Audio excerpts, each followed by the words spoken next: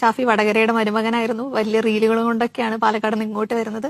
വലിയ ക്രൗഡിനൊക്കെ ഉണ്ടാക്കിയിരുന്നത്. പക്ഷെ മനസ്സിലാക്കേണ്ട ഒരു കാര്യം, ആത്യന്തികമായിട്ട് ഇവരെന്താ ഒരു രാഷ്ട്രീയക്കാരനാണ് അല്ലെങ്കിൽ ഒരു ജനപ്രതിനിധിയായിട്ടൊക്കെ നിൽക്കുന്ന സമയത്ത് ഇവരെന്താ സംസാരിക്കേണ്ടത്? റീല് ചെയ്യുക അല്ലെങ്കിൽ ആൾക്കൂട്ടം ഉണ്ടാക്കാൻ വേണ്ടി സോഷ്യൽ മീഡിയയിൽ എന്തെങ്കിലും ഉണ്ടാക്കുക എന്നുള്ളതിലല്ലോ കാര്യം. ആത്യന്തികമായിട്ട് ഇവർ സംസാരിക്കേണ്ടത് എന്താ? ആളുകൾക്ക് വേണ്ടി സംസാരിക്കുക എന്നുള്ളത്. നമ്മൾ സമീപകാലത്ത് നിന്നുള്ള എന്തെങ്കിലും ഷാഫി വളരെ സീരിയസ് ആയിട്ടുള്ള ഒരു വിഷയത്തിൽ അല്ലെങ്കിൽ മനുഷ്യർക്ക് വേണ്ടിയുള്ള അല്ലെങ്കിൽ ഇപ്പൊ നമ്മൾ ചർച്ച ചെയ്തുകൊണ്ടിരിക്കുന്ന ഏതെങ്കിലും ഒരു വിഷയത്തിൽ കൃത്യമായിട്ട് ഒരു നിലപാടെടുക്കുകയും അത് ലൗഡായിട്ട് പറയുന്ന ഏതെങ്കിലും സന്ദർഭങ്ങൾ നമ്മൾ കണ്ടിട്ടുണ്ടോ? ഇല്ല എന്നുള്ളത് തന്നെയാണ് അതിന്റെ ഉത്തരം. പക്ഷെ ഷാഫിയുടെ ഒരു എത്ര റീല് നമുക്ക് കാണാൻ പറ്റും എന്നുള്ളതാണ്.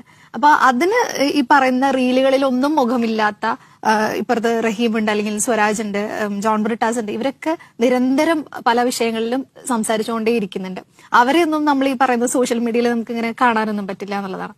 അപ്പൊ അതും കൂടെ പറയേണ്ടതുണ്ട്. ഈ എന്തിനാണ് നമ്മൾ ഇവരുടെ കൂടെ നിൽക്കുന്നത്, അല്ലെങ്കിൽ അവരെന്തിനു വേണ്ടി നമുക്ക് പ്രവർത്തിക്കുന്നു എന്നുള്ളതുണ്ടല്ലോ. അപ്പൊ ഗ്രൗണ്ടിൽ നിൽക്കുമ്പോൾ അവിടെ നിന്നുകൊണ്ട് റീലുകൾ ചെയ്യുമ്പോൾ ഈ ഒരു കാര്യത്തെ കൂടി അഡ്രസ് ചെയ്യേണ്ടതുണ്ട് എന്നാണ് എനിക്ക് തോന്നിയിട്ടുള്ളത്. ഞാൻ ഈ പറഞ്ഞതിന്റെ കൂടെ ഒരു കാര്യം കൂടെ ആഡ് ചെയ്യണം. അതായത് ഷാഫി അഭിപ്രായം പറയുന്നില്ല അല്ലെങ്കിൽ നിലപാട് എടുക്കുന്നില്ല എന്നുള്ളത് മറ്റു വിഷയങ്ങൾ പോട്ടെ, നിലപാട് എടുക്കേണ്ട ഏറ്റവും പ്രധാനപ്പെട്ട ഒരു വിഷയമായിരുന്നു. ഞാൻ പറയാതെ തന്നെ നിങ്ങൾക്കറിയാം, പാലക്കാട് MLA കാര്യം.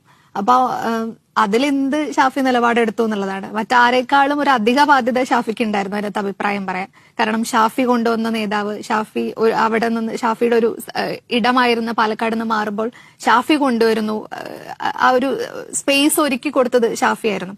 അപ്പൊ അവിടെ നിന്നിരുന്ന ഒരാൾക്കെതിരെ വലിയൊരു ആരോപണം വരുമ്പോൾ അതിൽ ഷാഫി എടുത്തൊരു നിലപാട് എന്തായിരുന്നു എന്നുള്ളതാണ്. അപ്പം റീലുകൾക്ക് ആയുസില്ല എന്നുള്ളതാണ് എന്റെ ഒരു മനസ്സിലാക്കൽ.